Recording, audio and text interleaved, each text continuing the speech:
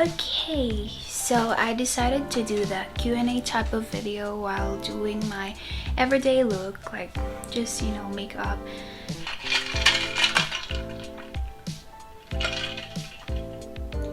Just a disclaimer, in case you guys see me looking on this side, it's because I have like a copy of the question. So yeah, and one more thing, I am not an expert on like applications here in Canada. This is just my personal experience and how I came here and my own journey. So yeah, still do your own research, guys. So first is how I came here in Canada. I actually was under my mom's paper. So she applied there in Kuwait.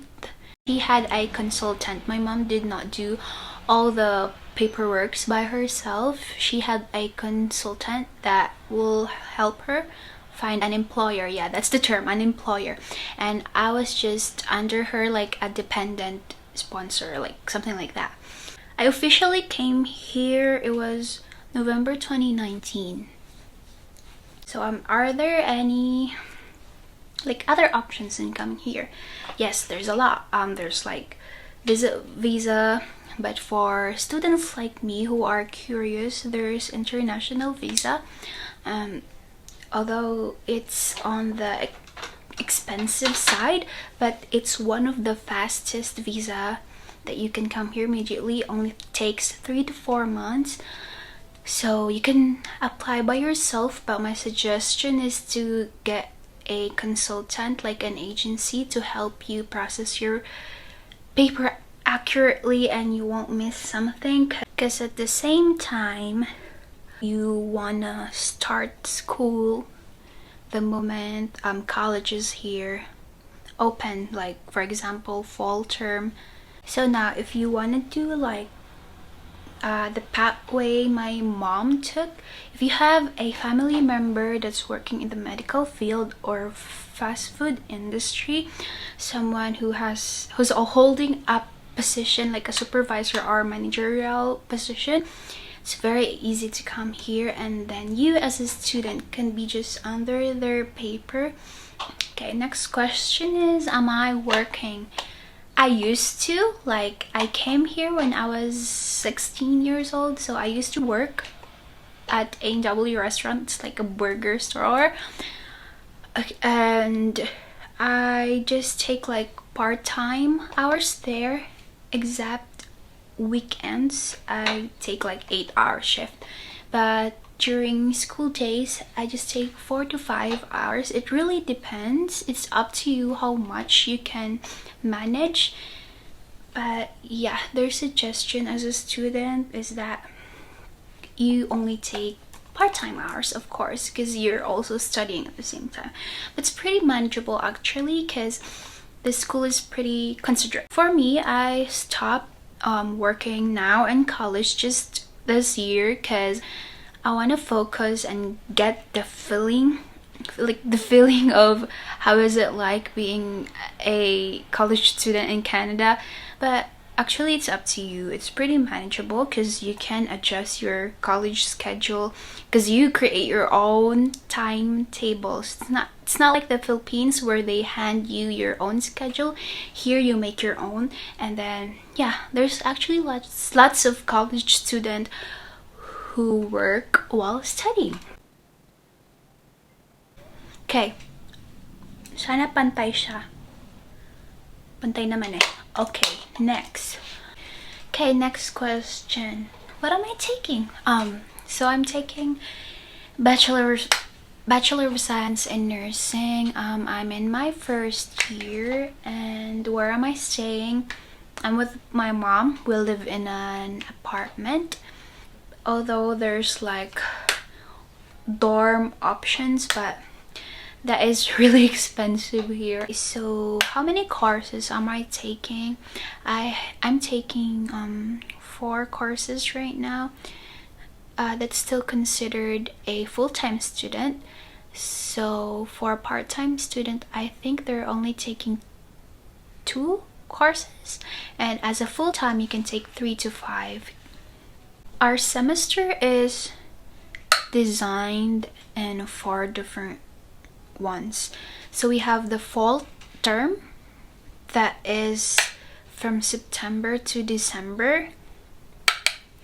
And then we also have the winter term that is from January to April. And another one is spring term. Usually you can't take as much subject there. You can only take maximum of 2, which I am doing.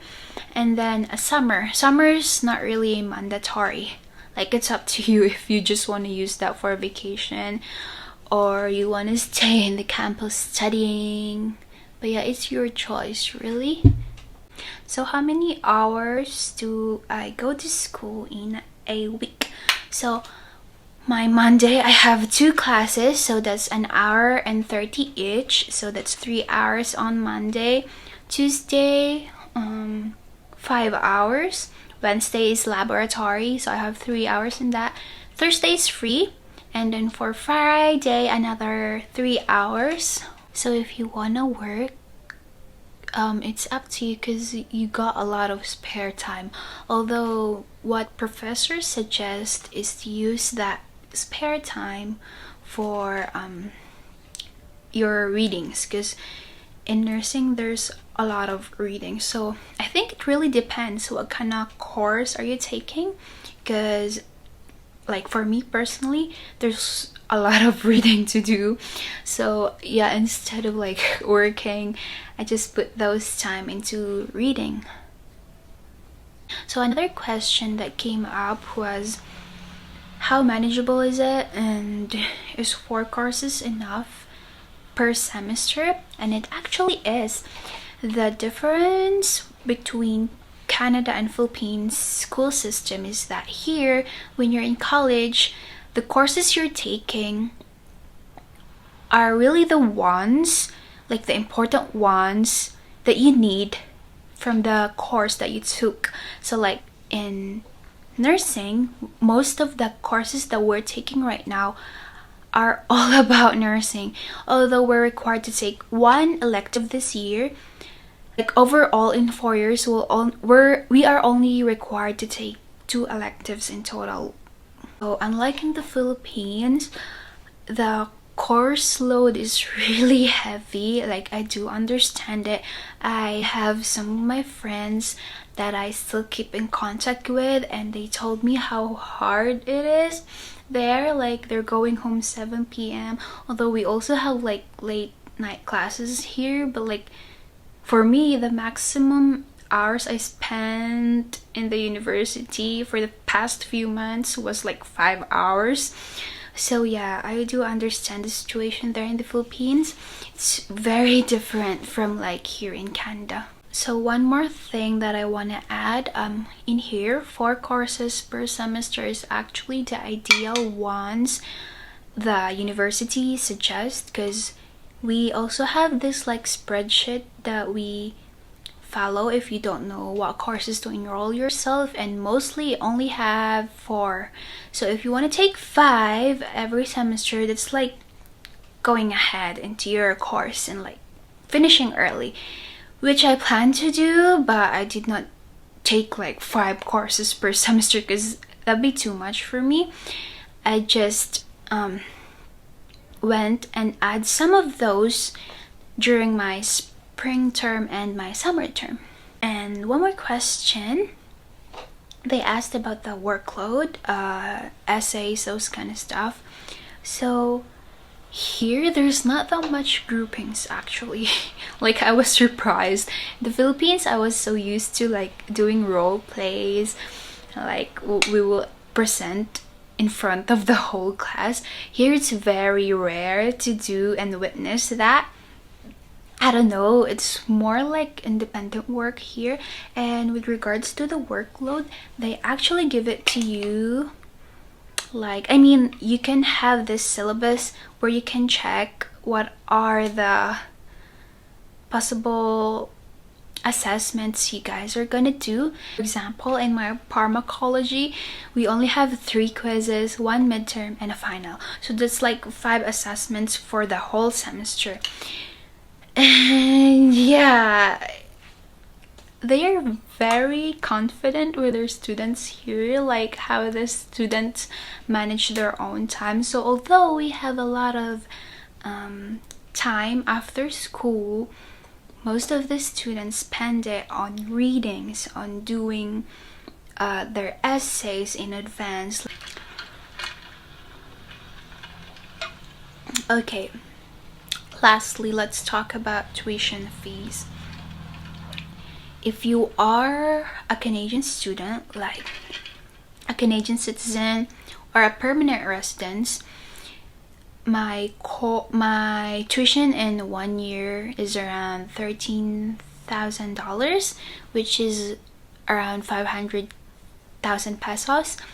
So that's for like a whole year already, minus living expenses and allowance. So those are only for the tuition, miscellaneous fees, and like other stuff. For international student though, it's gonna take around 29,000 Canadian dollars. So that's like $1,189,000 for 1 year.